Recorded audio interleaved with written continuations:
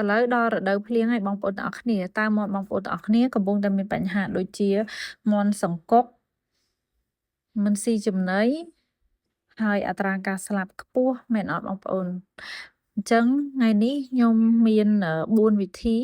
ដើម្បីមកចែករំលែកដល់បងប្អូនទាំងអស់គ្នាចិញ្ចឹមមាន់ស្រែនៅក្នុងរដូវភ្លៀង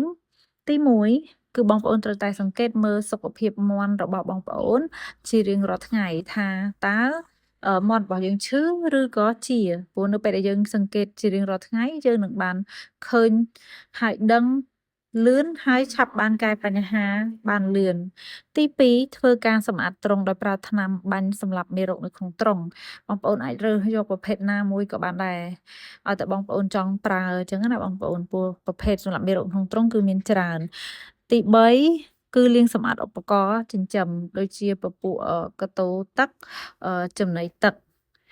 ទី4គឺប្រើថ្នាំចំពោះការប្រើថ្នាំបងប្អូនអាចប្រើថ្នាំអឺ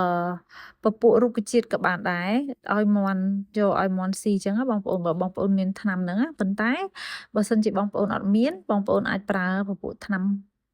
សត្វក៏បានដែរឬមួយទៀតបើវាអត់មានអាការៈអីធ្ងន់ធ្ងរបងប្អូនមានថ្នាំរុក្ខជាតិហើយគួរតែប្រើពពួកថ្នាំរុក្ខជាតិទៅដើម្បីឲ្យមាន់យើងគឺជាមាន់បែបធម្មជាតិបានល្អអញ្ចឹងណាបងប្អូនហើយបើសិនជាយើងមើលទៅវាធ្ងន់ធ្ងរអត់មានជម្រើសបងប្អូនអាច